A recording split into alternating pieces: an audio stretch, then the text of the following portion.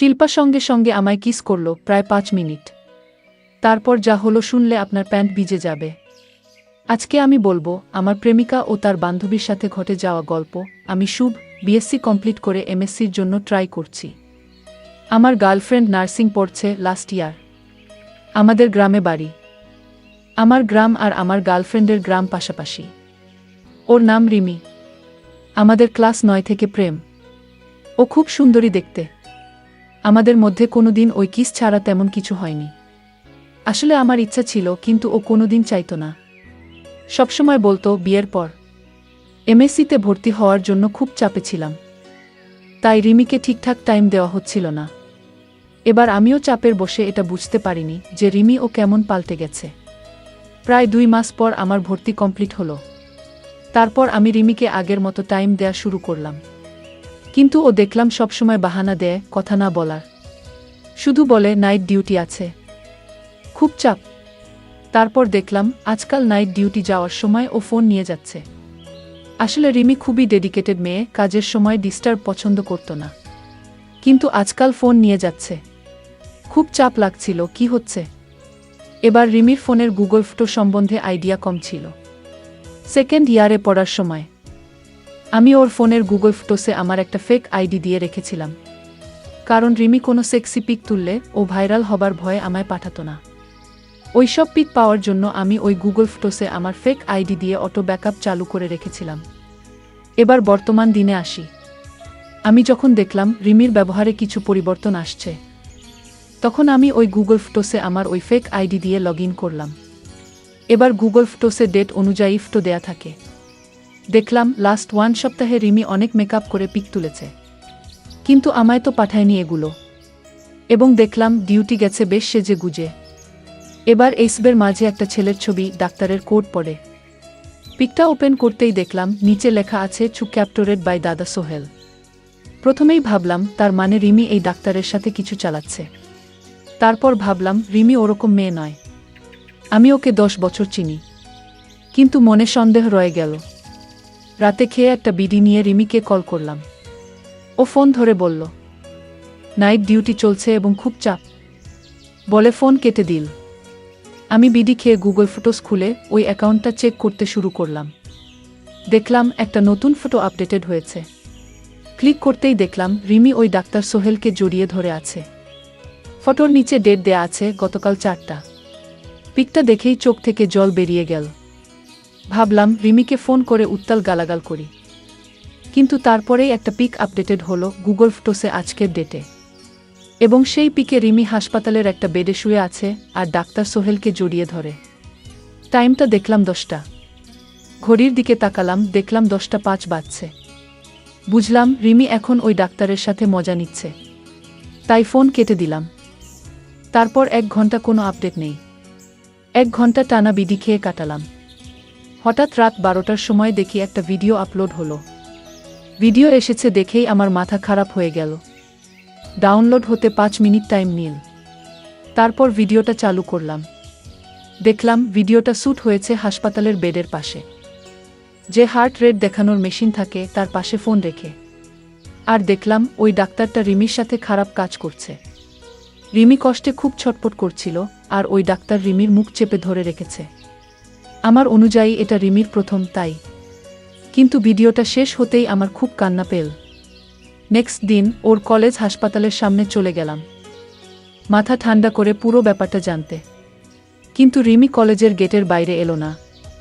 ও বল ওর শরীর খারাপ। তখনই হঠাৎ শিল্পা হলো রিমির বেস্ট ফ্রেন্ড। ও আমাকে দেখেই মাথা নিচু করে নিল। তারপর আমি ওর সামনে গেলাম আর বললাম চলো একটা সিগারেট খাই। আমি জানতাম শিল্পা সিগারেট খায়।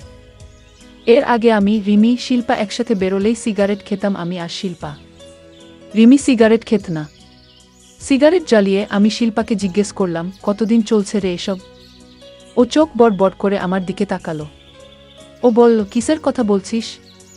আমি বললাম রিমি যা করছে আশা করি তোরা জানিস। ও অনেকক্ষণ না জানার ভান করল। তারপর বলল ও কদিন খুব পর্ন দেখছে। তারপর কাল রাতে ও ফার্স্ট ইন্টারকোর্স করেছে। তুই কি জানিস আমি বললাম, জানি। শিল্পা বলল, তোর খারাপ লাগছে না? আমি বললাম, একটু লাগছে, কিন্তু ও যদি মজা পেয়েছে তাহলে ও কি করছে, আমি সব জানতে চাই। শিল্পা বলল, দেখ, ও ওই ডাক্তারের সাথে অনেকটা সময় কাটায়, এবার তাই হয়তো ওদের মধ্যে কিছু শুরু হয়েছে। তবে ও কিন্তু তোকে ভালোবাসে। আমি বললাম, চল ময়দান যাই, একটা করে বিয়ার খাবো। ও রাজি হলো। ময়দান এগিয়ে দুজনে বিয়ার খেলাম। তারপর শিল্পা বলল, রিমি ভুল করছে জানি, কিন্তু আমি ঠিক করে দেব, তুই চাপ নিস না। আমি বললাম, শিল্পা, তোকে কিস করব। শিল্পা বলল, এখানে? আমি বললাম, তাহলে তোর আমায় কিস করতে কোনো প্রবলেম নেই। শিল্পা লজ্জায় পড়ে গেল। শিল্পা বলল, দেখ, তোকে আমি খুব ভালোবাসি, কিন্তু বেস্ট ফ্রেন্ডের বয়ফ্রেন্ড, তাই নিজেকে কন্ট্রোলে রাখি। আমি বললাম, আমিও তোকে খুব ভালোবাসি। শিল্পা সঙ্গে সঙ্গে আমায় কিস করল প্রায় 5 মিনিট। তারপর আমি সঙ্গে সঙ্গে একটা ওলা বুক করলাম আর ড্রাইভারকে বললাম, পিছনে তাকাবে না, 500 টাকা এক্সট্রা দেব। তারপর আমরা দুজন গাড়ির ভেতর খারাপ কাজ করলাম। আমি আনন্দে পাগল হয়ে গেলাম। তারপর আমরা দুজনের রুমে চলে গেলাম এবং আমরা এখন থেকে সবসময় ফোনে কথা বলতাম। আমরা মাঝে মধ্যে দেখা করতাম আর হোটেলে গিয়ে আমরা আমাদের চাহিদা মেটাতাম। শিল্পা আমাকে একদিন ওর রুমে নিয়ে গেল। রুমে কেউ নেই। আমরা রুমে গিয়ে বসলাম। তখন রাত 8টা বাজে। রুমে আমরা সামনাসামনি বসলাম ও বিভিন্ন বিষয়ে গল্প করছি। আমরা রাতের খাবার হোটেল থেকে নিয়ে এসে খেয়ে নিলাম। আমি ওর ওয়াশরুমে গেলাম। ওয়াশরুম থেকে এসে রুমে ঢুকতেই আমি আকাশ থেকে পড়লাম। শিল্পা আমার দিকে পিঠ করা অবস্থায় ঝুঁকে ব্যাগে কি যেন করছে। আগে কখনোই এমনভাবে শিল্পাকে দেখিনি। আমাকে দেখে শিল্পা ঝট করে পিছনে তাকিয়ে এগিয়ে এসে আমায় ধরে বলল, কি হলো? কি হলো? আমি বললাম, কি করছিলে? ও বলল, ড্রেস চেঞ্জ করব, ড্রেস খুঁজছিলাম। তারপর শিল্পা একটা নিয়ে গিয়ে বাথরুমে চেঞ্জ করে ফ্রেশ হয়ে এল। তারপর আমরা সারারাত ধরে দুজনে খুব মজা করলাম এবং সকালে উঠে আমি আমার রুমে চলে গেলাম। এইভাবে আমাদের সম্পর্ক চলতে থাকলো। কিন্তু হঠাৎ একদিন রিমি জানতে পেরে গেল। কিন্তু শিল্পার উপর রাগ করল না। কিছুদিন পর আমার জন্মদিন এলো। আমার মনেও ছিল না সেদিন আবার ছিল বৃহস্পতিবার। শুক্রবার জন্মদিন। ছুটির কিছু সময় আগে হঠাৎ দেখি রিমি একটা মেসেজ করলো, জলদি বাসায় এসো। তখন রাত 9টা বাজে। বাসায় পৌঁছে ঢুকতেই দেখি একটা ব্যাগ, একটা চিরকুটো আছে। লেখা আছে, জলদি পরে রুমে এসো। আমি রুমে যেতেই দেখি একটা সুন্দর শার্ট পরে রিমি বসে আছে। আমি বুঝলাম রিমি শিল্পার উপর হিংসা হচ্ছে, তাই মনে প্রাণে আমায় কাবু করতে চাইছে। রিমি একটা টিয়া রঙের ট্রান্সপারেন্ট শাড়ি পরেছে, যার জন্য ওকে আরও সুন্দর লাগছে। আমি বিশ্বাস করতে পারছি না রিমি এখন এত হট হয়ে গেছে। কখনো এইভাবে দেখিনি তো, তাই চোখকে বিশ্বাস হচ্ছে না। আমি বললাম, তোমার সৌন্দর্যরূপকে কেউ হারাতে পারবে না রিমি। কিন্তু হঠাৎ এই পোশাকে কেমন করে? রিমি বলল, থ্যাঙ্কস মাই জান, আর এই পোশাকে তোমার জন্য। সোনা, আজ তোমার জন্মদিনটা আমরা একটু ভিন্নভাবে সেলিব্রেট করব। আগে বল, এই পোশাক তোমার কোনো সমস্যা নেই তো? আমি বললাম, একদমই না রিমি, তোমায় এত হট দেখব কখনো চিন্তা করিনি, খুব ভালো লাগছে। রিমি বলল, তাহলে দাঁড়িয়ে আছো কেন? শুরু করো। আমি একটু অবাক হয়ে বললাম, কি শুরু করব? রিমি বলল, কেন? শিল্পার সাথে যা করতে শিল্পা যেমন খুশি করো, আমাকেও তেমন আজ খুশি করতে হবে। আমি আকাশ থেকে পড়লাম। আমার যে কি আনন্দ হচ্ছে বলে বোঝাতে পারবো না। তারপর আমি আর দেরি না করে আমি ওকে খুশি করার কাজে লেগে পড়লাম। বেশ কিছুক্ষণ মজা করার পর আমরা ক্লান্ত হয়ে যাই এবং ঘুমিয়ে পড়ি। এরপর থেকে আমি দুজনের সাথে মজা করতে থাকি। এইভাবে কাটতে লাগলো দিন। যাই হোক, আজকের ভিডিও এই পর্যন্ত। যদি আমাদের ভিডিওগুলি ভালো লাগে তাহলে লাইক, কমেন্ট এবং শেয়ার করুন। আর সবার আগে ভিডিও পেতে আমাদের চ্যানেলটাকে সাবস্ক্রাইব করুন। সবাইকে ধন্যবাদ। রান্নাঘরে কাজ করছিলাম। হঠাৎ সে এসে পিছন থেকে আলতো করে জড়িয়ে ধরল, হেসে বলল, মাম, রাগ করো না। আজ তোমার জন্য একটা বিশেষ পরিকল্পনা আছে। আজ রাতটা শুধুই আমাদের। রাতে আমি সুন্দর করে সাজগোজ করলাম। শাশুড়ি মাকে ঘুমের ওষুধ দিয়ে ঘুম পাড়িয়ে দিলাম, যেন রাতে কোনো সমস্যা না হয়। ঠিক সময় নাবিলের ঘরে গেলাম। ঘরে ঢুকে অবাক হয়ে দেখি বিছানা জুড়ে ফুলের পাপড়ি ছড়ানো, আর ঘর জুড়ে এক মিষ্টি সুবাস। বিছানায় ফুল দিয়ে দুটি ছোট রাজহাঁসের আকারে সাজানো ছিল, যা দেখে আমার মন ভরে উঠল। ঘরের সেই অপরূপ সাজসজ্জা সত্যিই মন ছুঁয়ে গিয়েছিল। তারপর নাবিল আমকে। আমি 2-5 বছর বয়সী একজন তরুণী। আমি দেখতে অনেক সুন্দর ও আকর্ষণীয় ছিলাম। সবাই আমাকে দেখলে শুধু তাকিয়ে থাকত। কিন্তু এত কিছুর পরেও আমার স্বামী আমাকে তেমন ভালোবাসত না। আমার ভাগ্নে তার ইন্টার্নশিপ শেষ করার জন্য কিছুদিন আমাদের বাড়িতে ছিল। সেই সময়ে আমার আর আমার স্বামীর মধ্যে একটু দূরত্বের আভাস পাচ্ছিলাম। প্রতিদিন রাতে সে তাড়াতাড়ি ঘুমিয়ে পড়ত। আর আমি একা বসে থাকতাম। এক রাতে আমার ভাগ্নে আমাকে একা দেখতে পেয়ে নিজের ঘরে নিয়ে গেল। সে বলল, মাম, প্রতিদিন আপনাকে এভাবে একা দেখতে ভালো লাগে না। আমি চেষ্টা করব যাতে মামার অনুপস্থিতি আপনি অনুভব না করেন। বন্ধুরা, আজকের গল্পটি অনেক বেশি স্পেশাল, তাই কেউ মিস করো না। আর দয়া করে ভিডিওতে একটি লাইক করে দেও। বিয়ের পর আমার স্বামী তার কাজের মধ্যে এতটাই ব্যস্ত হয়ে পড়েছিল যে আমার প্রতি তার মনোযোগ অনেকটাই কমে গিয়েছিল। বাড়িতে আমার শাশুড়িও ছিলেন, যার যত্ন নেওয়ার জন্য আমাকে সারাদিন ব্যস্ত থাকতে হতো। আমাকে ওদের সেবা করতে হতো। ওদের সেবা করতে আমার অসুবিধা হতো না, কিন্তু আমার স্বামী আর আমার মধ্যে দূরত্ব বাড়তে থাকায় আমি মেজাজ হারাতে শুরু করি। শনিবার রাতটা আমার জন্য খুব আনন্দের ছিল, কারণ পরের দিন রবিবার, যেদিন আমার স্বামী আমার সাথে থাকত আর তার অফিসও অফ থাকত। রাতে শোয়ার আগে আমি আমার স্বামী তানভীরকে বললাম, কাল তুমি বাইরে যাবে না, কারণ পুরো দিনটা আমার সাথে থাকবে। আমাদের মাঝে কেউ আসবে না। তখন তানভীর বলল, অনিকা, তোমাকে একটা কথা বলতে ভুলে গেছি। আমার মামা তো বোনের ছেলে নাবিল কাল থেকে কিছু মাসের জন্য আমাদের বাড়িতে থাকতে আসবে। তার ইন্টার্নশিপ আছে, তাই আমাদের সাথেই থাকবে। এই কথা শুনে আমার স্বামীর সাথে সময় কাটানোর স্বপ্ন ভেঙে গেল এবং রাগে ফেটে পড়লাম। তবে যার উপর আমি এত রেগেছিলাম সে আমার জীবনে এক নতুন রং নিয়ে আসবে তা আমি একটুও ভাবিনি। রাতে রাগ নিয়ে ঘুমিয়ে পড়লাম। পরের দিন দুপুরের খাবারের সময় নাবিল আমাদের বাড়িতে এল। আসতেই সে প্রথমে আমার শাশুড়ির পায়ে হাত রাখল, তারপর আমাদের কাছে এল। আমার স্বামী তানভীর বলল, ভাগনাদের কখনোই পায়ে হাত দিতে হয় না। আর নাবিলকে জড়িয়ে ধরল। নাবিল দেখতে বেশ সুন্দর ছিল, গায়ের রং ফর্সা আর সুঠাম চেহারা। আমি তাকিয়ে রইলাম। তার কথাগুলো বেশ ভালো ছিল, আর আসার পর থেকেই হাসিঠাট্টায় মেতে উঠেছিল। এইভাবে আমাদের বাড়িতে তার আসার কয়েকদিন কেটে গেল। সে আসার থেকেই আমার দিকে চেয়ে থাকত আর অনেক মজার মজার কথা আমার সাথে বলতো। একদিনের কথা, প্রতিদিনের মতোই নাবিল, আমার ভাগনা, তার ইন্টার্নশিপে গিয়েছিল।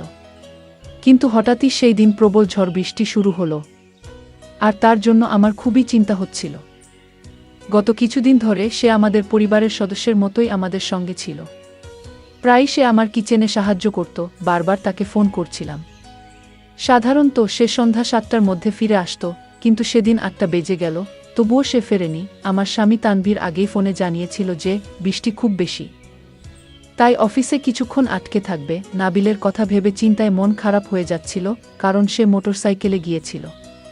তার অপেক্ষায় আমি দরজার কাছে দাঁড়িয়েছিলাম। অবশেষে কিছুক্ষণ পর নাবিল, আমার ভাগনা, ভিজে চুপচুপে বাড়ি ফিরল। তাকে দেখে আমি ভেতর থেকে তাড়াতাড়ি একটা তোয়ালে নিয়ে এসে ওর দিকে বাড়িয়ে দিলাম। ও নিজের ঘরে চলে গেল, আর আমি কিচেনে গিয়ে আদা দিয়ে চা বানাতে শুরু করলাম। যখনই আমি কারো জন্য চা বানাই, তখন আমার শাশুড়ির জন্য 1 কাপ চা বানাতে হয়, কারণ উনি চা খুবই পছন্দ করেন। শাশুড়িকে 1 কাপ চা দিয়ে আমি অন্য কাপটি নিয়ে দ্রুত নাবিলের ঘরে গেলাম। তার ঘরে ঢুকতেই দেখি সে তখন তোয়ালে জড়িয়েছিল আর কিছুই পরেনি, আর চুলগুলো এখনো ভেজা। তাড়াহুড়ো করে ফিরেছিল বলে সে এখনো কিছুটা ঠান্ডায় ছিল। সে কাঁপছিল। আমি হাতে ধরা চায়ের কাপটা টেবিলে রাখলাম এবং তার চুলগুলো আলতোভাবে মুছে দিতে শুরু করলাম। সেই মুহূর্তে আমরা দুজন খুব কাছাকাছি ছিলাম। আমি যখন একটু দূরে সরে এলাম, তখন তার দৃষ্টি আমার দিকে বেশ গভীরভাবে তাকিয়েছিল। তার চোখে আমি কিছু আলাদা কিছু অনুভব করলাম, একটা আন্তরিক ভালোবাসার ছোঁয়া। আমি তাকে আদা দেওয়া গরম চা খেতে বললাম। তখন হঠাৎ করে সে আমার হাত ধরে আমাকে তার কাছে বসতে বলল। সে বলল, তুমি আমার খুব যত্ন করো, অথচ তুমি তো আমার নিজের মামি নও। আমি হেসে বললাম, আমরা সম্পর্কের সীমাবদ্ধতাকে আলাদা করে দেখি না। তুমি আমাদের নিজের সন্তানের মতোই। আমরা তখন গল্প করতে করতে মগ্ন ছিলাম। হঠাৎ ডোরবেলটা বাজল। তানভীর বাসায় ফিরল। সে সেই রাতেও প্রতিদিনের মতো গা এলিয়ে ঘুমিয়ে পড়ল। আমাদের বিয়ের পর কয়েক মাস খুব ভালো কেটেছিল। সে অনেক ভালোবাসার কথা বলতো, কিন্তু এখন অফিসের কাজ নিয়ে খুব ব্যস্ত হয়ে পড়েছে। আমি একসময় বিরক্ত হয়ে বেরিয়ে গিয়ে বাইরের ঘরের সোফায় গিয়ে বসে পড়লাম। তখন দেখলাম নাবিল এর ঘরের লাইট জ্বলছে, কিন্তু দরজাটা বন্ধ ছিল, তাই আমি ভেতরে ঢুকতে পারলাম না। আমি গিয়ে বাইরের ঘরের সোফায় বসেছিলাম। কিছুক্ষণ পরে হঠাৎ আমার হাতে কারো স্পর্শ অনুভব করলাম। চমকে উঠে তাকালাম। দেখি নাবিল আমার পাশেই বসে আছে। সে আমার এক কানের হেডফোন খুলে নিজের কানে লাগিয়েছে। প্রতিদিনই সে এমন কিছু করে আমাকে বিশেষ অনুভূতি দেয়, যা আমাকে আমার কলেজ জীবনের কথা মনে করিয়ে দেয়। তারপর সে আমার হাত ধরে আমাকে নিজের ঘরে নিয়ে গেল এবং বলল, মাম, আমি প্রতিদিন রাতে দেখি তুমি এখানে একা বসে থাকো। তোমার আর মামার মধ্যে সব ঠিকঠাক আছে তো? তুমি কি গান শুনে নিজের একাকিত্ব কাটানোর চেষ্টা করছো? নাবিল যেন আমার মনের কথা বুঝে নিয়েছে। আমি তার দিকে তাকিয়ে হালকা হাসলাম। তখন সে আমার হাতটা নিজের হাতে নিয়ে বলল, কিছুক্ষণের জন্য আমাকে তোমার আত্মীয় হিসেবে না দেখে বন্ধুর মতো ভাবো। কারণ আমরা বন্ধুর সঙ্গে যে খোলামেলা কথা বলতে পারি, সেটা হয়তো মামির সঙ্গে সবসময় সম্ভব নয়। আমাকে বন্ধু মনে করে মনের কথা বলো। নাবিলের কথায় আমি অনেকটা ভরসা পেলাম এবং আমি তাকে আমার সব মন খারাপের কথাগুলো খুলে বললাম। আমি বললাম, নাবিল, তুমি যা বললে সব একদম ঠিক। তুমি এত অল্প সময়ে আমার মনের সব কিছু বুঝে নিয়েছ। কিন্তু আমার স্বামী যেন এখন আমাকে ভুলেই গেছে। মনে হয় সে আর আমাকে ভালোবাসে না, তাই হয়তো আমাকে সময় দেয় না। আমাদের মাঝে বেশ কিছু দূরত্ব তৈরি হয়েছে। একজন স্ত্রী শুধু ঘরের কাজের জন্য নয়, তারও স্বামীর কাছ থেকে ভালোবাসার প্রত্যাশা থাকে, যেটা তানভীর যেন ভুলেই গেছে। তখন নাবিল বলল, মাম, এত বেশি চিন্তা করো না। মামা নিশ্চয়ই একসময় তোমার ভালোবাসার গুরুত্ব বুঝবে। কিন্তু ততদিন আমি তোমার পাশে আছি। তোমাকে একা অনুভব করতে দেব না। আজ থেকে আমরা বন্ধু। আমি তার বন্ধুত্বের প্রস্তাব আন্তরিকভাবে গ্রহণ করলাম। তারপর সে আমার মোবাইলে গান চালিয়ে দিল এবং আমরা একসঙ্গে একটি হেডফোনে গান শুনতে লাগলাম। তার ঘরের বিছানায় বসে গান শুনতে শুনতে আমি কখন যে তার কাঁধে মাথা রেখে ঘুমিয়ে পড়েছিলাম বুঝতেই পারিনি। হঠাৎ দরজায় টোকা পড়ে, সেই আওয়াজে আমার ঘুম ভাঙল। দেখি আমি তার কাঁধে হাত রেখে ঘুমিয়ে আছি তার ঘরে। আমি সঙ্গে সঙ্গে সরে গেলাম। নাবিল দরজা খুলতেই দেখি বাইরে শাশুড়িমা দাঁড়িয়ে আছে। আমি তৎক্ষণাৎ বাথরুমে লুকিয়ে পড়লাম, যাতে শাশুড়িমা আমাকে দেখতে না পান। শাশুড়িমা চলে যাওয়ার পর আমি চুপচাপ নিজের ঘরে ফিরে এলাম। সেই রাতে আমার অনিচ্ছাকৃত উপস্থিতি নাবিলের মনে কিছুটা গভীর ছাপ ফেলেছিল, যদিও আমি তখন এর গুরুত্ব বুঝিনি। পরদিন সকালে আমার স্বামী অফিসে চলে গেল, কিন্তু নাবিল বাড়িতেই ছিল। আমি যখন তাকে তার টিফিন দিলাম, সে বলল, আজ আমার ছুটি। আমি কারণ জানতে চাইলে সে আমার কানে বলল, এই ছুটি শুধু তোমার জন্যই নিয়েছি মাম। বন্ধু হিসেবে আজ সারাদিন তোমার সঙ্গে সময় কাটাবো। সেই দিন নাবিল আমার সঙ্গে সারাদিন কাজের সহযোগিতা করল এবং সন্ধ্যায় বাইরে আমাকে আমার প্রিয় স্থানে নিয়ে গেল। রাতে আমার স্বামী আমাকে জানালো যে সে পরের এক সপ্তাহের ছুটি নিয়েছে। সে বলল তার কলেজের 2 বন্ধুর বিয়ে রয়েছে এবং একই শহরে এক বন্ধুর বিয়েতে 3 দিন কাটাবে। তানভীর বলল, আমার বন্ধুর বিয়েতে যাচ্ছি এবং কেউ তার স্ত্রীকে নিয়ে যাচ্ছে না, তাই তোমাকেও নিয়ে যেতে পারবো না। তানভীরের এই কথায় আমার মন খারাপ হয়ে গেল, কারণ তার সাথে কিছুটা সময় কাটানোর সুযোগ ছিল। কিন্তু মনে হলো সে আমার অনুভূতির দিকে বিশেষ নজর দেয় না। বিয়ে হয়ে গেলেও যেন সে অবিবাহিতদের মতো জীবন কাটাতে চায়। পরের দিন তার বন্ধুরা তাকে নিতে এল এবং পরবর্তী 8 দিনের জন্য আমার স্বামী বাড়ি থাকবে না। যাওয়ার আগে সে নাবিলকে বলল, তোমার মামি আর দিদার ভালোভাবে যত্ন নিও। নাবিল সম্মতি দিলেও তার চোখের দৃষ্টি দেখে মনে হলো যেন আমার স্বামী আমার বাড়ির চাবি তুলে দিয়ে যাচ্ছিল এমন একজনকে, যাকে সে পুরোপুরি বিশ্বাস করে না। তানভীরের অনুপস্থিতিতে নাবিল আমার প্রতি যে অনুভূতি, তা আস্তে আস্তে প্রকাশিত হতে শুরু করেছিল, যদিও আমি তা বুঝতে পারিনি। আমার স্বামী চলে যাওয়ার পর আমি বিশ্রাম নেওয়ার জন্য নিজের ঘরে চলে গেলাম। কিছুক্ষণ পর আমি চাদর গায়ে মুড়িয়ে শুয়েছিলাম। তখনই নাবিল আমার ঘরে এল। সে এসে দরজা বন্ধ করল এবং আমার পাশে বসে বলল, অনিকা মাম, ঘুমিয়ে পড়েছ নাকি? তোমার জন্য একটা বিশেষ চমক আছে। এই বলে সে মৃদু হেসে আমাকে জানালো যে সঠিক সময়ে সে তার ছুটি নিয়েছে, যেন আমার সঙ্গে কিছুটা আনন্দের সাথে সময় কাটাতে পারে। নাবিল বলল, আমি তোমার জন্য বিশেষ কিছু পরিকল্পনা করেছি। তাড়াতাড়ি তৈরি হয়ে নাও, আমাদের বাইরে যেতে হবে। আমি বারবার জিজ্ঞেস করছিলাম আমরা কোথায় যাচ্ছি, কিন্তু সে কিছুতেই বলছিল না। শুধু বলল, দিদাকে বলে দাও যে তুমি বন্ধুদের সাথে একটি অনুষ্ঠানে যাচ্ছ, সন্ধ্যার আগেই ফিরে আসবে।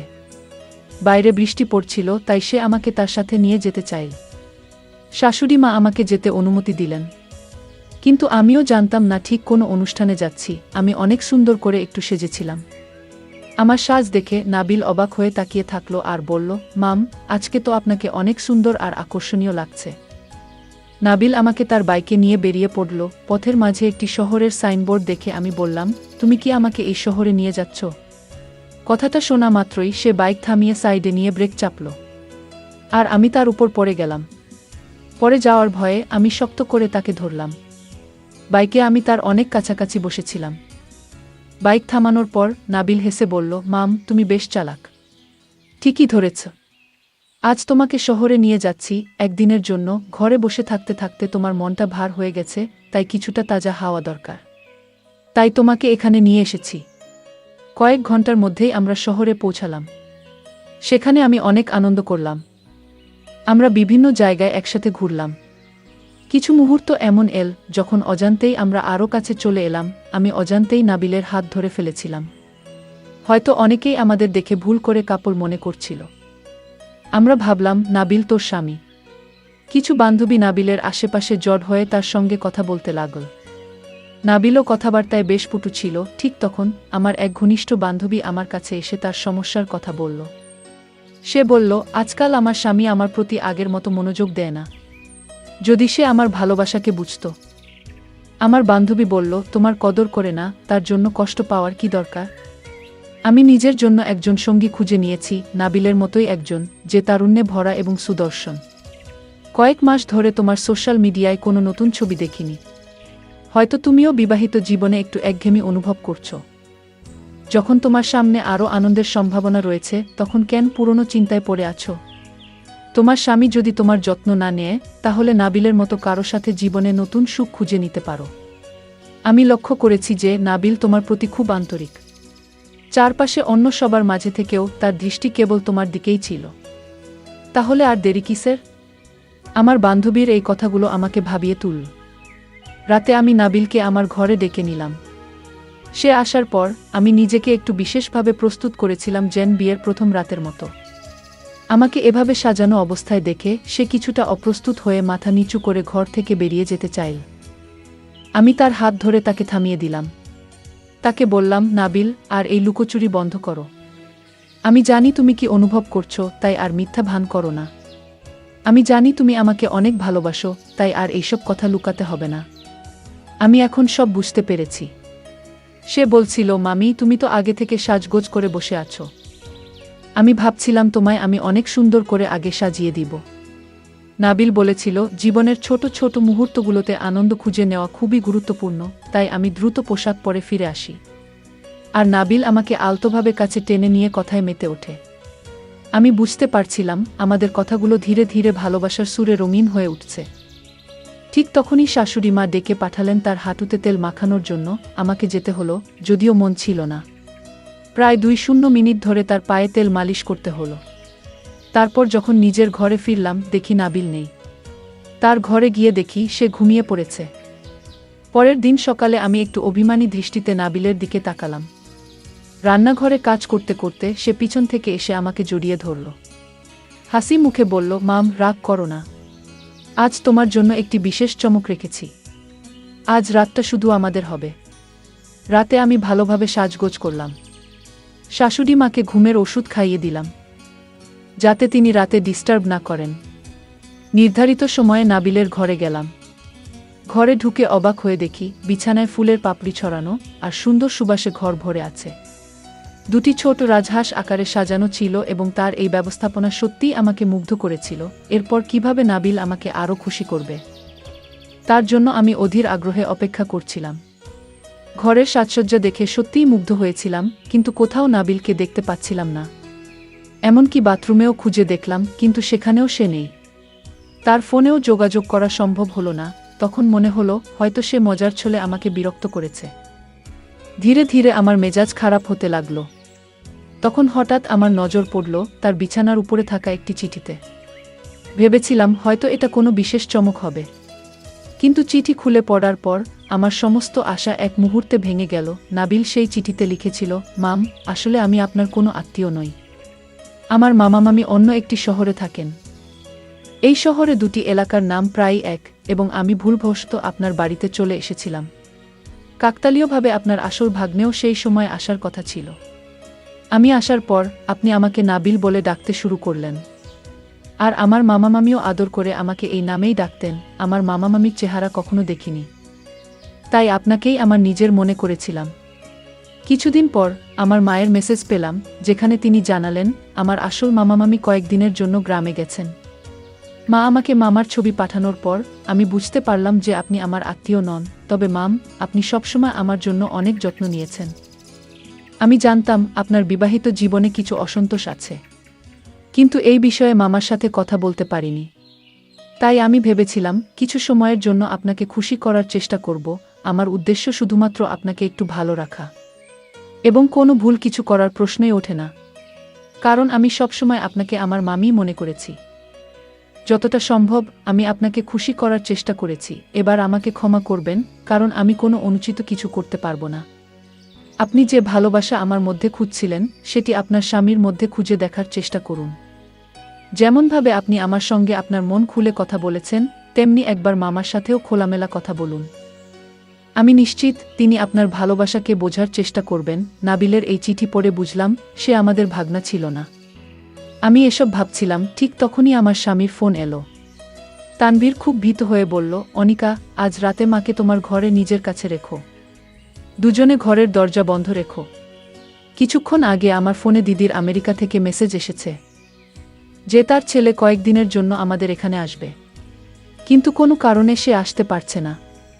নেটওয়ার্ক সমস্যার কারণে দিদি আমার সাথে যোগাযোগ করতে পারেননি। আজ সকালে দিদির মেসেজ পাওয়ার পর জানতে পারলাম আমাদের আসল ভাগনা এই শহরে আসেনি। গত কয়েকদিন ধরে আমাদের বাড়িতে যে নাবিলের নাম করে থাকছিল সে আসলে এক প্রতারক। তুমি কোনো চিন্তা করো না, আমি রওনা দিয়েছি এবং শীঘ্রই বাড়ি পৌঁছে তাকে পুলিশের হাতে তুলে দেব। আমার স্বামীর কথা শুনে বুঝলাম নাবিল আসলে ভুল করে আমাদের বাড়িতে চলে এসেছিল, তবে সে আমার প্রতি কোনো খারাপ দৃষ্টি দেয়নি, বরং সে আমাকে অনেক কিছু শিখিয়েছে এবং আমার জীবনের সামান্য কিছু আনন্দের মুহূর্ত এনে দিয়েছে। তার উপর আমার কোনো রাগ ছিল না। পরের দিন আমার স্বামী বাড়িতে এল, কিন্তু নাবিল ততক্ষণে বাড়ি ছেড়ে চলে গিয়েছিল। আমি আমার স্বামীকে সেই চিঠি দেখাতে পারিনি, তবে তাকে জানালাম যে নাবিল সব সত্যি কথা স্বীকার করেছে। সে আসলে ভুল করে আমাদের বাড়িতে চলে এসেছিল এবং তারও আমাদের মতোই ভুল বোঝাবুঝি হয়েছিল। এই কয়েকদিনে সে আমাদের বাড়িতে কিছুই খারাপ করেনি, তাই তার বিরুদ্ধে কোনো অভিযোগ তোলার প্রয়োজন নেই। আমার স্বামী আমার কথা বুঝতে পারল। নাবিল ছিল একটি ভালো পরিবারের ছেলে। সেই একই দিনে সে তার আসল মামার সাথে আমাদের বাড়িতে এসে ক্ষমা চেয়ে নিল। সমস্ত ভুল বোঝাবুঝি দূর হয়ে গেল এবং তানভীরও তাকে ক্ষমা করল। নাবিল একজন ভালো পরিবারের ছেলে ছিল। আমাদের ক্ষমা চাওয়ার পর সে বিদায় নিয়েছিল। যদিও সে একরকম ছদ্মবেশে এসেছিল, কিন্তু আমার জীবনের অল্প সময়ের জন্য হলেও সে আমাকে প্রকৃত ভালোবাসার অর্থ শিখিয়ে গেছে। সে আমাকে শিখিয়েছে যে সবাই মনের ভাষা বুঝতে পারে না। যদি কোনো ব্যক্তি আমাদের অনুভূতি না বুঝে, তবে সেটা তাকে স্পষ্টভাবে জানানো উচিত, যাতে সে বুঝতে পারে আমরা আসলে কি চাই। আমি আমার স্বামীকে বলেছিলাম কতটা একা অনুভব করছিলাম। সেই দিন থেকেই আমার স্বামী 6 মাস পর পর আমাদের জন্য কোথাও না কোথাও ভ্রমণের পরিকল্পনা করতে শুরু করল। সে আমাকে আরও বেশি সময় দিতে শুরু করল। এখন আমি আমার সংসার জীবনে অনেক খুশিতে রয়েছি। বন্ধুরা, যদি এই গল্পটি ভালো লেগে থাকে তাহলে দয়া করে ভিডিওটি লাইক করুন এবং আমাদের চ্যানেলটি সাবস্ক্রাইব করুন। পাশে থাকা বেল আইকনটি প্রেস করুন, যাতে করে আমরা যখনই নতুন ভিডিও আপলোড করি তার নোটিফিকেশন সবার আগে আপনার কাছে পৌঁছে যায়। ধন্যবাদ। দেখা হবে আমাদের পরবর্তী ভিডিওতে। সে আমার উপর ঝাঁপিয়ে পড়ল। সারা রাত ধরে সে আমার সাথে তার ঘৃণার খেলা খেল। সকাল হলে আমি ক্লান্ত ও বিধ্বস্ত ছিলাম। সে বলল, তোমাকে তোমার বাড়িতে ফিরিয়ে দেব, কিন্তু মনে রেখো গত রাতের সবকিছু ভিডিও করা হয়েছে। আমার বিরুদ্ধে যাবার চেষ্টা করো না। যৌবনে পা দিয়েই একদিন হঠাৎ করেই আমার জীবনে এমন কিছু ঘটল যা আমি কল্পনাও করতে পারিনি। একটি রহস্যময় ছেলে, খুব সুন্দর চেহারার, আমাকে তার সঙ্গে নিয়ে গেল। প্রথমে আমি ভয় পেয়েছিলাম, কিন্তু কিছুক্ষণ পর সে আমার হাত পা বেঁধে বলল, আজ থেকে তুমি আমার। আমার শরীর কাঁপছিল ভয়ে, কিন্তু সে আমাকে ধীরে ধীরে আলিঙ্গন করল। এরপর আমি যেন সমস্ত সংবেদনশীলতা হারিয়ে ফেললাম। তবে তার চোখে ছিল এক ধরনের অদ্ভুত নরম ভাব, যা আমাকে খানিকটা আশ্বস্ত করেছিল। সে বলল, ভয় পেও না, আমি তোমাকে কোনো ক্ষতি করব না। আমি শুধু চাই তুমি আমার সাথে থাকো সবসময়। তার কণ্ঠে ছিল এক ধরনের নিষ্ঠুরতা, আবার সেই সঙ্গে গভীর ভালোবাসা। আমার গল্পগুলো তোমরা শোনো, কিন্তু সাবস্ক্রাইব করো না। দয়া করে গল্পগুলো ভালো লাগলে ভিডিওটি লাইক, শেয়ার এবং চ্যানেলটি সাবস্ক্রাইব করো প্লিজ। আমার নাম সোনালি। বয়স কম, কিন্তু আমার মন খুবই কৌতূহলী। যখনই কোনো ছেলে আমার দিকে তাকায়, আমি মিষ্টি হাসি দিয়ে তাকে অভ্যর্থনা জানাই। বন্ধুরা আমাকে বারবার সতর্ক করেছিল যে এমন আচরণে একদিন আমি সমস্যায় পড়তে পারি, কিন্তু আমি কোনো কথাই শুনতাম না। আমি সবার সাথে মজা করতাম, হাসতাম এবং ছেলেদের সঙ্গে খোলামেলা কথা বলতাম। এমনকি যারা একটু বিপদগামী তারাও আমার কাছে এসে কথা বলতে চাইত। এরকমই একদিন, যখন আমার বাবা বাড়িতে ছিলেন না, আমি দৈনন্দিনের মতো একটা ট্যাক্সি বুক করেছিলাম। বাবা থাকলে সবসময় আমাকে গাড়িতে তুলে দিতেন, কিন্তু সেই দিনটা ছিল একা যাওয়ার সাহসের দিন। মা খুব চিন্তা করছিলেন, আর আমি বললাম, মা, আমি এখন বড় হয়ে গিয়েছি, সব ঠিক আছে। আমি ভেতরে ভেতরে বেশ আত্মবিশ্বাসী ছিলাম। ক্যাব এলে আমি ব্যাগ নিয়ে সামনের সিটে বসলাম। চালককে দেখে একটু অস্বস্তি লাগছিল, সে আমার পায়ের দিকে তাকাচ্ছিল। আমি তাকে দ্রুত কলেজে পৌঁছাতে বললাম এবং ভয়ে ব্যাগ থেকে বই বের করলাম। কিন্তু তারপর যা ঘটল তা ছিল আমার কল্পনার বাইরে। চালক হঠাৎ একটি নির্জন রাস্তা ধরে যেতে লাগল। আমি অবাক হয়ে বললাম, এটা কোনো রাস্তা? আপনি তো ভুল পথে যাচ্ছেন। সে মুচকি হেসে বলল, একটু শর্টকাট নিচ্ছি মিস, চিন্তা করবেন না। কিন্তু তার হাসিতে ছিল এক ধরনের শীতলতা যা আমার মনকে আরও অস্থির করে তুলল। আমি বইটি বন্ধ করে তার দিকে তাকালাম। আমি এই রাস্তা চিনি না বলেই আমি ফোন বের করে বাবাকে কল করতে চাইলাম, কিন্তু ঠিক তখনই সে ফোনটি আমার হাত থেকে কেড়ে নিল। আমার হাত পা ঠান্ডা হয়ে গেল। ভয়ে, চুপ করে বসে থাকো, সে গম্ভীর স্বরে বলল। এরপর আমি প্রচণ্ড ভয়ে জড় হয়ে গাড়ির সিটে বসে রইলাম। সেই মুহূর্তে মনে হলো আমার বন্ধুরা ঠিকই বলেছিল, আমি তাদের কথাকে গুরুত্ব দেইনি। কিন্তু এখন বুঝতে পারছি কি বড় ভুল করেছি। কিছুক্ষণ পর সে একটি পরিত্যক্ত বাড়ির সামনে গাড়ি থামাল। আমার বুক ধকধক করছিল। চালক দরজা খুললে আমাকে জোরপূর্বক টেনে নামাল। আমি চিৎকার করার চেষ্টা করলাম, কিন্তু কেউ শুনতে পেল না। আজ থেকে তুমি আমার, সে বলল। ঠিক তখনই হঠাৎ করে সেই রহস্যময় ছেলেটি হাজির হলো। আমি চিনতে পারলাম এটা সেই ছেলেটি যে একদিন আমার দিকে তাকিয়েছিল, আর আমি তাকে মিষ্টি হাসি দিয়েছিলাম। সে চালককে দূরে সরিয়ে দিল এবং আমার হাত ধরে বলল, চলো, এখানে তোমার কোনো বিপদ হবে না। সে আমাকে নিয়ে তার গাড়িতে উঠালো এবং দ্রুত সেই জায়গা থেকে বেরিয়ে এল। আমি অবাক হয়ে জিজ্ঞাসা করলাম, তুমি কে?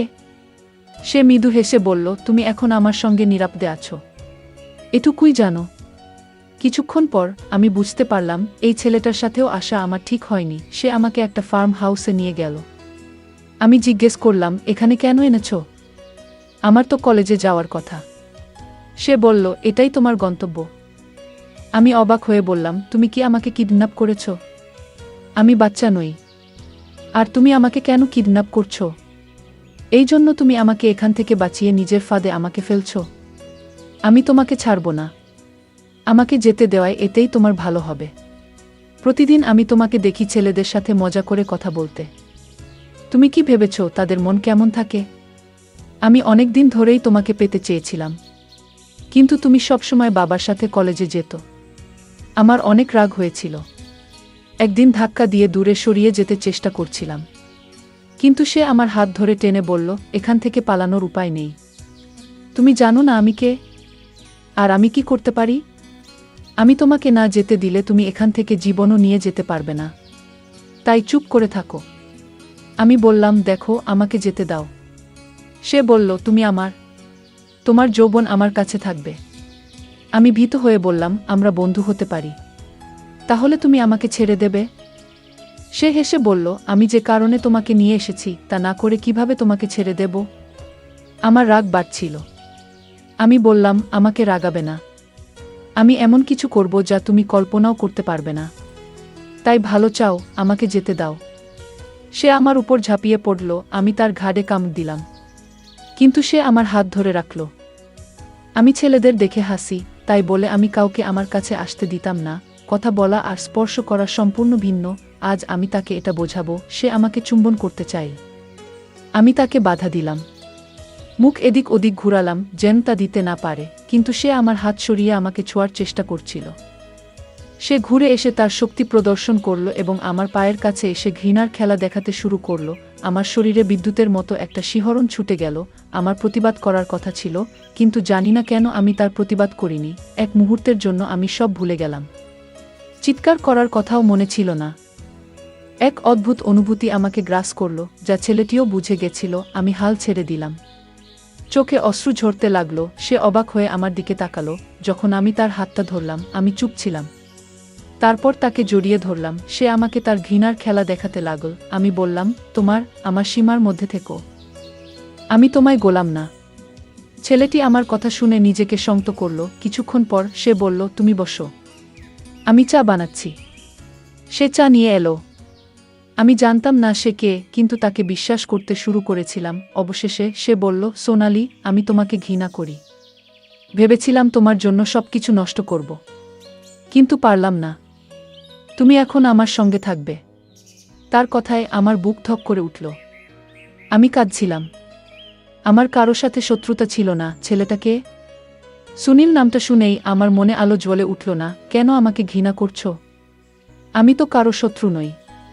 সে বলল, তোমার চোখেই সব বুঝে গেছি। সে রাগান্বিতভাবে আমার দিকে তাকালো এবং আবার তার ভালোবাসা দেখাতে লাগল। আমি নিজেকে সমর্থন করার চেষ্টা করলাম। রাত হয়ে আসছিল। আমি চিন্তিত ছিলাম, পরিবারের সবাই আমাকে খুঁজছে। আমি বললাম, দেখো, আমাকে ছেড়ে দাও। মা খুব কাঁদছে। আমার ভাই নিশ্চয়ই ভীষণ চিন্তিত। সে রেগে গিয়ে বলল, তোমার কি মনে হয় আমি অন্যের কথা শুনি? আমি বললাম, আমাকে সব বলো, হয়তো আমি সাহায্য করতে পারি। সে বলল, তোমার শরীরেও যে নোংরা রক্ত প্রবাহিত হচ্ছে।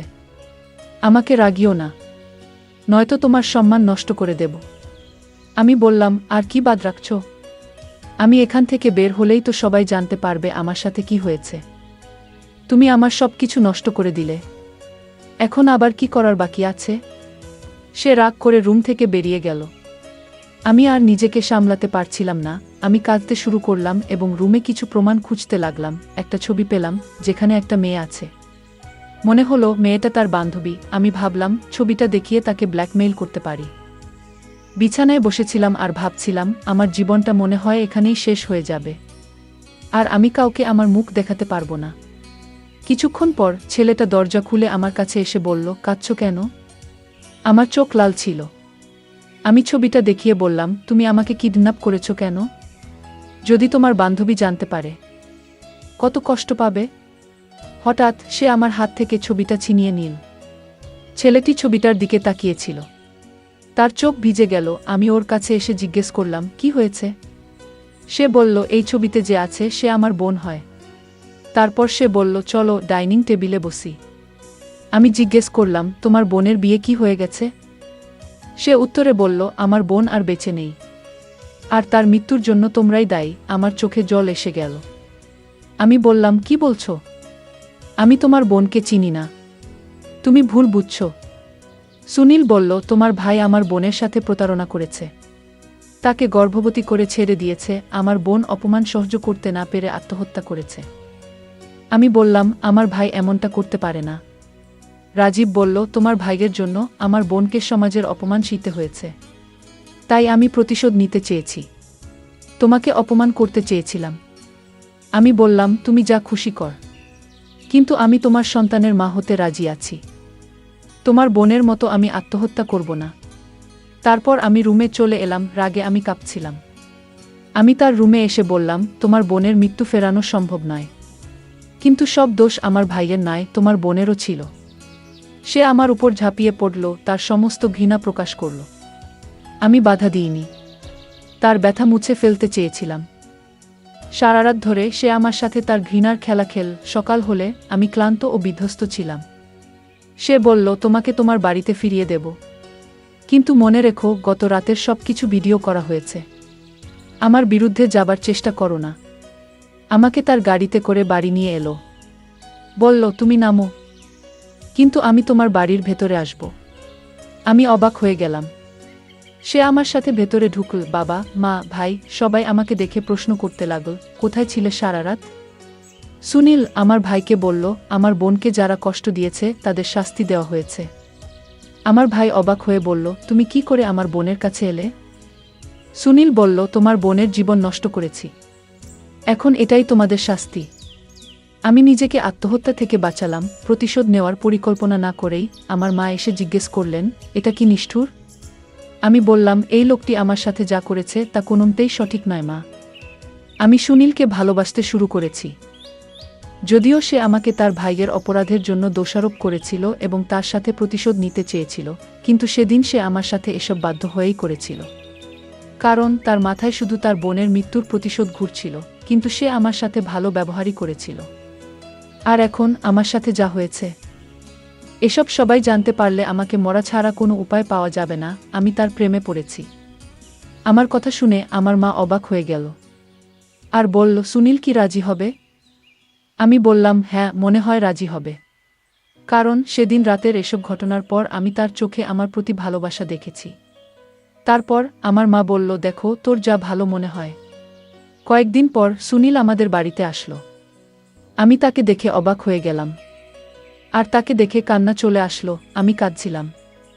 আমার কান্না দেখে সুনীল আমার হাত ধরে বলল, সোনালি, আমিও তোমায় ভালোবাসি, কিন্তু আমার বোনের মৃত্যুর কারণে আমি প্রতিশোধ চেয়েছিলাম। তোমার ভাইয়ের জন্য আমি কষ্ট পেয়েছি, কিন্তু তুমি নির্দোষ। আমার তোমার সাথে এসব কিছু কাজ করা ঠিক হয়নি। আমি এখন বুঝতে পারছি। আমাকে মাফ করে দিও।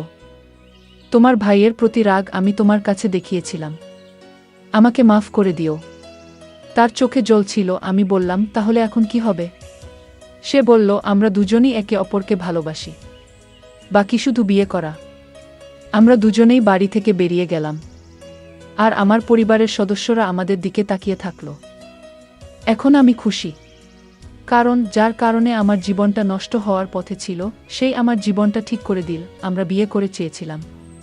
এখন আমরা একসঙ্গে সুখে সংসার করছি। সে আমাকে অনেক ভালোবাসে। গল্পটা কেমন লাগলো জানাতে ভুলবে না। আরও মজার মজার রোমান্টিক গল্প শুনতে চাইলে ভিডিওটি লাইক, শেয়ার এবং চ্যানেলটি সাবস্ক্রাইব করতে এবং বেল আইকনটি টিপতে ভুলবে না। ধন্যবাদ। খালা বলল, কেউ আবার আসতে পারে, তাড়াতাড়ি কাজ করেন। এরপর আমি আমার কাজ শুরু করলাম। হ্যালো বন্ধুরা, আমি আজকে তোমাদেরকে বলবো কাজের খালার সাথে ঘটে যাওয়া এক গোপন ঘটনা। বন্ধুরা, আমি আব্দুল, আমার বয়স 20 বছর, এক ইঞ্জিনিয়ারিং কলেজের সেকেন্ড ইয়ারের ছাত্র, থাকি কলকাতায় মেসে। আমার শখ গিটার বাজানো। আমাদের মেসে এক কাজের খালা আসে। সকাল বিকালের খাবার বানানো, ঘর পরিষ্কার করা, এইসব করে তারপর 10টার মধ্যে বেরিয়ে যায়। আজকে এই গল্পটি তাকে নিয়েই। খালার নাম রোকিয়া, বয়স 30 এর কাছাকাছি হবে। প্রথম থেকেই খালার সঙ্গে বন্ধুর মতোই ব্যবহার করি। খালাও আমার অনেক খেয়াল রাখে। খালাকে নিয়ে খারাপ কোনো চিন্তা করিনি কখনো, কিন্তু একটা ঘটনার পর আজ আমাদের দুজনের মধ্যে যৌন সম্পর্ক গড়ে উঠেছে। সেই ঘটনাটাই আজ বলবো। আজ থেকে প্রায় 2 মাস আগের ব্যাপার। একদিন সন্ধ্যায় অনেক বৃষ্টিতে ভিজে কলেজ থেকে বাড়ি ফিরলাম। খুব টায়ার্ড ছিলাম, তাই চান না করেই কিছু খেয়ে ঘুমিয়ে পড়লাম। পরের দিন সকালে উঠে দেখি খুব জ্বর। ইতিমধ্যে কলিং বেলের আওয়াজ। কোনো রকমে উঠে গিয়ে দরজা খুললাম। আমাকে দেখেই খালা বলল, কি হয়েছে তোমার? শরীর খারাপ নাকি? মুখ চোখের এরকম অবস্থা কেন? আমি বললাম, হ্যাঁ, একটু জ্বর হয়েছে, আজকে কলেজ যাব না। তুমি একটু ঝোল ভাত করে দাও। খালা বলল, আচ্ছা। বলে ঘর পরিষ্কার করতে লাগল। একেই জ্বর, তারপর কোমরে বেশ ব্যথা করছিল। খালা বলল, তোমার কোনো চিন্তা নেই, আমি তোমার খেয়াল রাখবো এই কুদিন। বলে আমাকে উল্টো করে শুয়ে কোমরে মাসাজ করতে লাগলো। আরাম লাগাতে আমি কিছুক্ষণের মধ্যে ঘুমিয়ে পড়লাম। খালা কতক্ষণ মাসাজ করেছে জানি না। ঘন্টা 2 পরে ঘুম ভেঙে দেখি খালা তখন যায়নি। বলল, রান্না করে রেখেছি, খেয়ে নিও। আমি যাই এবার, বলে খালা চলে গেল। ওই দিনটা রেস্ট নিলাম। পরদিন রবিবার, জ্বর সেরে গেল। সকালে খালা এসে জিজ্ঞাসা করল, শরীর ঠিক আছে কিনা? আমি বললাম, হ্যাঁ, কালকে তোমার যত্নে সুস্থ হয়ে উঠেছি। খালা হাসল। তারপর কাজ করতে লাগলো। এরপর থেকে লক্ষ্য করেছি, আমার চোখাচোখি হলেই খালা হাসে। কেমন কামুক হাসি। আমি এতদিন যেগুলো ভাবিনি, সেসব চিন্তা আমার মাথায় আসতে শুরু করলো। খালার দিকে ভালো করে দেখতে শুরু করলাম। এরপর থেকে খালার সাথে আমার অনেক ফ্রি কথা হয়। তার মেমোরিতে আমি খারাপ ভিডিও দিয়ে দিতাম, খারাপ পিকচার দেই। খালা দেখে কিছু বলে না। একদিন ডাক দিয়ে বললেন, জানিস, আমাদের ওই পাড়াতে একটা মেয়ে ভাড়ায় থাকতো, তার খারাপ ভিডিও বের হয়েছে। বললাম, কোথায় দেখি? মোবাইলে দেখলাম রিসিভ ফোল্ডারে। আমি বললাম, কে দিচ্ছে এটা? খালা বলল, মেস মালিকের ছোট ভাই। আমি বললাম, আপনার না ভাই হয়, আপনি তার থেকে কেমনে নিলেন? খালা বলল, আমি জানি না, সে মোবাইলটা চাইল, আমি দিলাম। পরে দেখি এটা রান্নাঘরে দেখলাম। আমি খালাকে বললাম, খালা, একদিন যে বলেছিলাম আপনার কাছে শিখব, শিখাবেন না? তিনি বলল, কি শিখবি? আমি বললাম, স্বামী স্ত্রীর মাঝে যা হয় তাই। শুধু একবার দিবেন, যা খেতে চান খাওয়া। খালা বলল, এসব করতে পারবো না। এমনি ফ্রিভাবে কথা বলি, কিন্তু খারাপ কাজ করতে পারবো না। আমি কান্নার মতো করে বললাম, আমি কিন্তু মরে যাব যদি না দেন। যদি নাই দিবেন তবে কেন আমাকে এত আদর করেন? সবসময় ডাকেন, মাছের বড মাথাটা আমাকে দেন, বলে চলে আসলাম। সেদিন থেকে খালাকে ইমোশনাল ব্ল্যাকমেল শুরু করলাম। সেদিন দুপুরে ভাত খেলাম না, তাকে দেখিয়ে ভাতে জল ঢেলে দিলাম। সারাদিন কথা বলল না। রাতে গেলাম রান্নাঘরে, খালা বলল, ভাত খেলি না কেন দুপুরে? বললাম, এমনিতেই মন ভালো না তাই। খালা বলল, নাম্বারটা দেন, রাতে কথা বলবো। আমার নতুন একটা নাম্বার তার মোবাইলে মজনু নামে সেভ করে দিলাম। রাত 10টার সময় মিসকল দিল। আমি মেসের বাইরে আসলাম। তারপর কল দিলাম, বললাম, কি বলবেন? তিনি জানালো আমাকে যে আমি কেন পাগলামি করতেছি। খালা বলল, সে বিবাহিত, তার একটা 2 বছরের ছেলে আছে। আমি বললাম, শুধু একবার দিলে কি হয়? আপনাকে দেখলে আমি নিজেকে ঠিক রাখতে পারি না। আপনার স্বামীর সাথে থাকেন কেমন করে? খালা বলল, আমার কিছু মনে হয় না, না করলেও চলে। আমি বললাম, খালা সত্যি একবার দেন না, চিরঋণী হয়ে থাকব। খালা বলল, দেখা যাক কি করা যায়। এরপর ফোনে কথা বলা শুরু হয়। 2015 সালের অক্টোবর মাস। কিছুদিনের জন্য মেস বন্ধ দিবে। খালাকে বললাম, খালা আপনি আমার সাথে প্রায় 1 বছর কথা বলতেছেন, দিবেন দিবেন করে দিতেছেন না কেন? তিনি বলল, ভয় করে, যদি কেউ জানতে পারে তবে লজ্জায় মুখ দেখাতে পারবো না। 10 দিনের জন্য মেস বন্ধ হবে, তাই খালাকে গরম করে তুলতেছি বিভিন্ন কৌশলে। 10ই অক্টোবর খালাকে কল দিয়ে বললাম, দেখুন, আমি আপনাকে পছন্দ করি এবং ভালোবাসি। আপনাকে তুমি বলতে চাই, তবে তা মোবাইলে মেসে সবার সম্মুখে আপনি করে বলবো। খালা বলল, তোমাকেও আমার ভালো লাগে। কিন্তু আমি বললাম, কোনো কিন্তু নয়, তুমি আমার চাহিদা পূরণ করবে কিনা? খালা বলল, করব, কিন্তু কোথায়? আমি বললাম, তোমার এলাকা, তুমি জায়গা নির্ধারণ করো। অবশেষে খালা টোপ গিল। কিন্তু মেসে এসব করার সময় ও জায়গা হচ্ছে না। 15ই অক্টোবর কলেজ মাঠে আওয়ামী লীগের সমাবেশ হবে, এটার সুযোগ নিতে হবে। 14ই অক্টোবর রাতে খাবার পর খালা যখন বাড়ি যাবে তখন আমি রান্নাঘরে আসলাম। দেখি তিনি বাড়ি যাবার জন্য রেডি হচ্ছে, কোনো কথা না বলে। চারিদিকে এক নজর দেখে নিলাম। খালার কানে কানে বললাম, কালকে সবাই বাইরে থাকবে, দুপুরে মেস খালি, তখন কিন্তু দিতে হবে, নচেত আমি তোমার রান্না খাবো না। খালা কিছুই বলেনি, শুধু নির্বাক দাঁড়িয়ে থেকে চলে গেল। খালা ভাবতেই পারেনি আমি তার শরীরে হাত দিব। 15 তারিখ সকালে খাবার দেওয়ার পর বলল, তুমি তাড়াতাড়ি চলে এসো। আমি বললাম, আমি তো লোক দেখানো যাব, সমাবেশে থাকবো না, তাড়াতাড়ি চলে আসব। খাওয়া সেরে মেসের সবাই আওয়ামী লীগের সমাবেশ দেখতে চলে গেল। লোকে লোকারণ্য, রাস্তায় মানুষের ভিড়ে হাঁটা অসম্ভব। কলেজ মাঠে পৌঁছে সবার সঙ্গ ত্যাগ করে ফাঁকা স্থানে এসে খালাকে কল দিলাম, তিনি কল ধরল না। অনেকবার কল দিলাম, অবশেষে দুপুর 12টায় মিস কল দেয়া। আমি কল দিয়ে বললাম, আমি কি মেসে যাব? খালা বলল, এসো, আমি অনেক চিন্তা করে আসতেছি। কলেজ মোড়ের রাস্তা বন্ধ করে দিচ্ছে, তাই তালতলা হয়ে বিজিবি ক্যাম্পের পিছন দিয়ে ভোকেশনাল মোড় হয়ে মেসে আসলাম। মেসে পৌঁছে দেখি সাবেক কন্ট্রোলার রতন দাদা মেসের চ্যানেলে কলেজের সমাবেশ দেখতেছে। আমি বললাম, দাদা কখন এলেন বাড়ি থেকে? ও বলল, আসলাম 1 ঘন্টা আগে। কলেজ মাঠে যা ভিড়, তাই মেস এসে টেলিভিশনের সমাবেশ দেখে বিকালে বাড়ি যাব।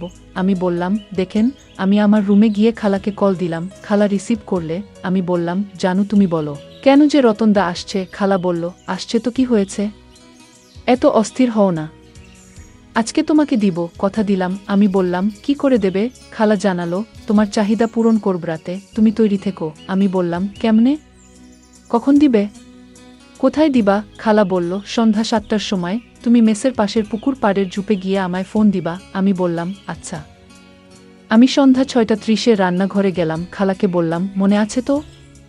আর মাত্র 3 মিনিট বাকি আছে, আমায় মিস কল দিবেন।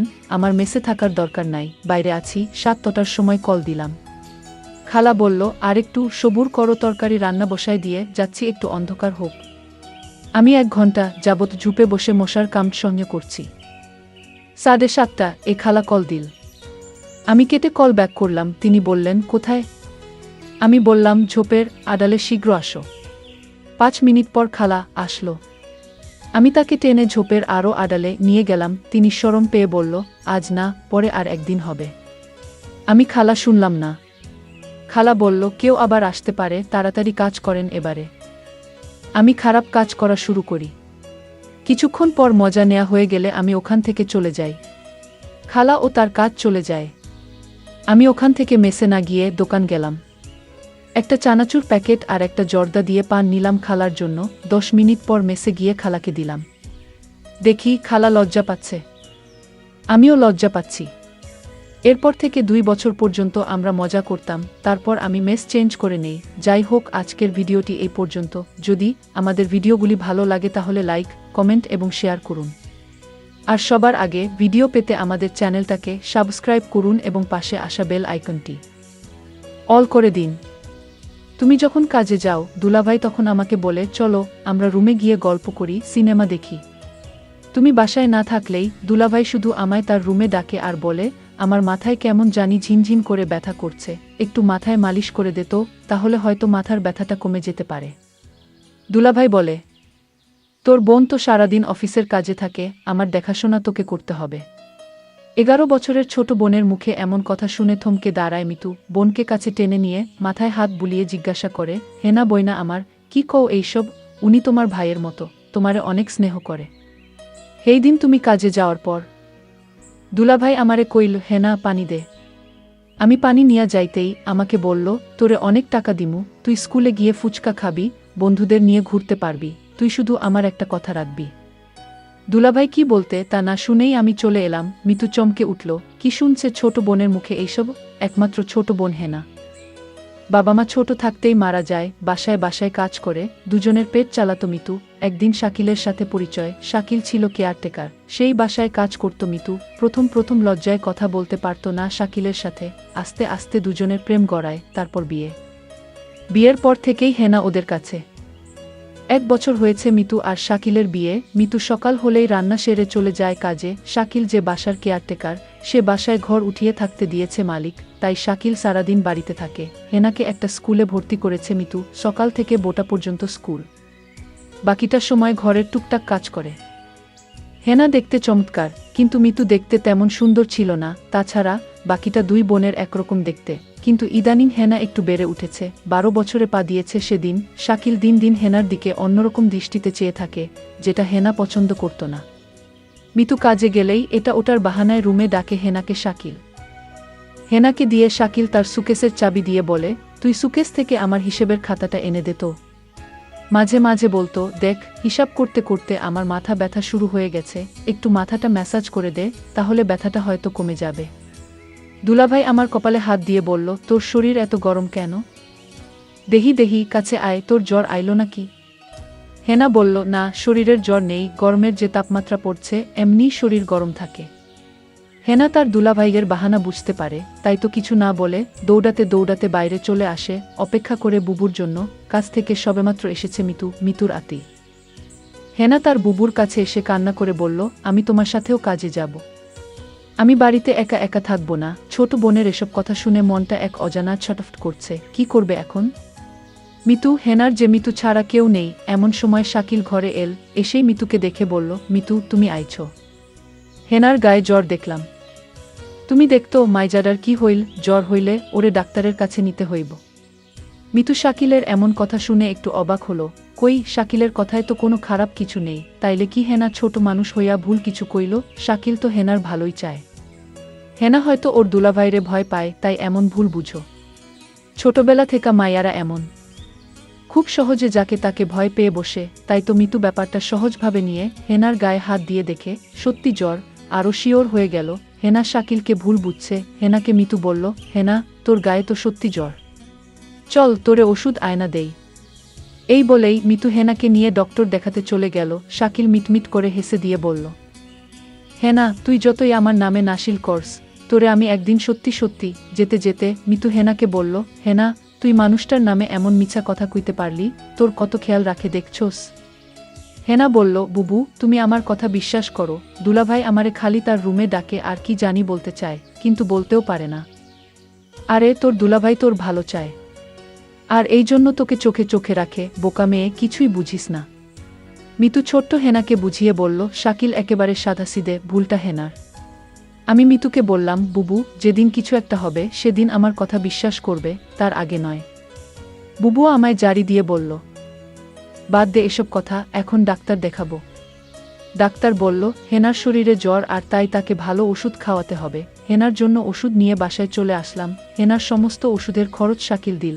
আমি হেনাকে বললাম, হেনা দেখছিস আমাদের কত কেয়ার করে তোর দুলাভাই। ওষুধের সমস্ত খরচ শাকিল দিয়ে দিল। বুবু আমার মনের কথাটা বুঝল না। বুবু, তুমি শুধু শাকিল ভাইয়ের উপরের দিকটাই দেখলে, ভিতরের রূপটা দেখলে না। রাতে খাওয়া দাওয়া শেষ করে হেনা শুয়ে পড়ল। আমি হেনাকে বললাম, কিরে হেনা, তুই ওষুধ খেলি না? ওষুধ না খেলে তোর জ্বর ভালো হবে না, তুই দিন দিন অসুস্থ হয়ে যাবে। বুবু, আমার গায়ে জ্বর নেই, আমি ওষুধ খাবো না, আমি সুস্থ আছি। কি বলছিস পাগলি মেয়ে? ডাক্তার বলল জ্বর আছে, আর সে বলছে জ্বর নেই। বুবুর জোড়াঝুড়িতে আমি জ্বরের ওষুধটা খেয়ে নিলাম। আমার কিছুই করার ছিল না। আমি জানতাম, আমি যদি বুবুর কথা না শুনি, বুবু অনেক কষ্ট পাবে, কারণ এই পৃথিবীতে বুবুর আমি ছাড়া আর কেউ নাই। আর তাই আমি বুবুকে কষ্ট দিতে চাই না। কিন্তু বুবু আমার একটা কথা কোনোভাবেই বিশ্বাস করছে না। কিন্তু বুবু বিশ্বাস করবে সেই দিন, যেদিন আমার একটা কিছু হবে, তার আগে না। কিছুদিন পর বুবুর অফিস বন্ধ দিয়েছিল 1 সপ্তাহ। সারাদিন বুবু বাড়িতে থাকত। আমি স্কুলে যেতাম আর 2টা বাজে চলে আসতাম। কিন্তু বুবু এই 1 সপ্তাহ বাড়িতে থাকাতে শাকিল ভাই কেমন জানি হয়ে গেছে। দুলাভাই মেজাজ দেখি কিটকিটে হয়ে গেছে। আমার মনে হয় বুবু বাড়িতে থাকায় দুলাভাই এটা কিছুতেই সহ্য করতে পারছে না। পরদিন আমি স্কুল থেকে ফিরলাম, রৌদ্র দিয়ে আসলাম, শরীর গরমে মনে হয় পুড়ে যাচ্ছে। দুলাভাই তখন আমার কপালে হাত দিয়ে বলল, সর্বনাশ, মেয়েটা তো আজ জ্বরে পুড়ে যাচ্ছে, তাড়াতাড়ি চলো, ডাক্তারের কাছে নিয়ে যাই। বুবু তখন বলল, তুমি হেনাকে নিয়ে ডাক্তার দেখে আসো, আমি বাড়ির রান্না ভাড়ার কাজটা সেরে নেই। হেনা তখন আমায় বলল, বুবু, আমার জ্বর হয়নি, আমি ডাক্তারের কাছে যাব না। বুবু, তুমি কেন বুঝ না আমার কথা? দুলাভাই শুধু অহেতুক ডাক্তারের কাছে আমায় নিয়ে যায়। আমার শরীরে জ্বর নেই বুবু, আমি ডাক্তারের কাছে যাব না। দুলাভাই বলল, আচ্ছা তুমি যখন যেতে চাচ্ছ না, তাহলে আমি গিয়ে ওষুধ নিয়ে আসি। বুবু বলল, দেখছিস তোর দুলাভাই কত ভালো, তোর একটু সমস্যা হলেই তোর জন্য কত কিছু করে। আজকাল এমন মানুষ পাওয়া বড়ই কঠিন। হেনা, বুবু, তুমি দুলাভাইকে চিনতে পারোনি। তুমি মানুষটার সাথে সংসার করছো, অথচ তার মন মানসিকতা সম্পর্কে তোমার ধারণা নেই। বুবু, বুবু, দুলাভাই তোমার সামনে আমার সাথে ভালো আচরণ করে। চুপ কর, তোর 2 ভাইয়ের নামে কোনো বদনাম করবি না। আমি বুবুর কথা শুনে অবাক হলাম আর মনে মনে বললাম, বুঝবে বুবু, বুঝবে। সময় হারিয়ে সবই বুঝবে। আমার কথার কোনো মূল্য তুমি আজ দিচ্ছ না। পরদিন বুবু হঠাৎ অসুস্থ হয়ে পড়ে, বিছানা থেকে উঠতে পারছে না, শরীরের একটু শক্তি নেই। বুবুর শরীরে প্রচণ্ড জ্বর চলে আসছে। দুলাভাই বুবুর অসুস্থতা দেখেও বলছে, আমার আজ একটা জরুরি কাজ আছে বাহিরে, আমার আসতে একটু লেট হবে। দুলাভাইকে বললাম, বুবুর গায়ে তো জ্বর আসছে, বুবুকে ডাক্তারের কাছে নিয়ে যেতে হবে। দুলাভাই বলল, তুই একটু নিয়ে যা, আমি আজ যেতে পারবো না, কারণ আজ আমার জরুরি কাজ আছে। আমি বুবুকে বললাম, বুবু দেখলে আজ তুমি অসুস্থ, তাই তোমাকে ডাক্তার দেখাতে নিয়ে গেল না। আজ যদি আমি অসুস্থ হতাম, তাহলে দেখতে কত দরদ দেখাতো। বুবু আমার কথা শুনে কিছুটা আমার কথা বিশ্বাস আসলো।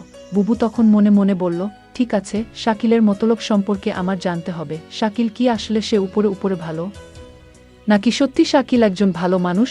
রাতে শাকিল ঘরে ফিরল। ডাইনিং টেবিলে খাবার ছিল। সে নিজ হাতে খাবার খেয়ে সোজা ঘুমিয়ে গেল। আমি আশ্চর্য হয়ে গেলাম, আমার খুব কষ্ট হচ্ছিল। শাকিল আমায় অসুস্থ দেখে গেল, অথচ একবারও জিজ্ঞেস করল না, তোমার কি জ্বর কমেছে? শাকিল জানি কেমন হয়ে গেছে, অথচ গতকাল আমার বোনের জ্বর আসলো, তার প্রতি সে কত না কেয়ার দেখালো। এসব চিন্তা করতে করতে আমার রাতে ঘুম হচ্ছিল না। আমি সারা রাত ঘুমাতে পারিনি। তাহলে আমার ছোট বোনটা যা বলল, তা কি সত্যি বলেছে? না, এ হতে পারে না। সকালে ঘুম থেকে উঠে দেখি শাকিল নাস্তা না করে চলে গেছে। আমি তাকে ফোন করছিলাম, সে ফোন ধরে বলল, আমি একটা কাজে আছি, আমি তোমায় পরে কল দিচ্ছি। আমি তখন শাকিলকে বলতে চেয়েছিলাম, শাকিল, আমার 2 দিন ধরে জ্বর, আমার জন্য কিছু ওষুধ নিয়ে এসো। সেটা বলার আগেই সে ফোন কেটে দিল। আমি ভাবলাম কিছুক্ষণ পর আবার ফোন দিব। প্রায় 2 ঘন্টা পর আমি শাকিলকে ফোন করলাম। আমি বললাম, 2 দিন ধরে আমি অসুস্থ, তুমি আমার খোঁজ রাখনি কেন? শাকিল বলল, আরে আমি এই 2 দিন একটু বিজি ছিলাম, তাই কোনো খোঁজ রাখতে পারিনি।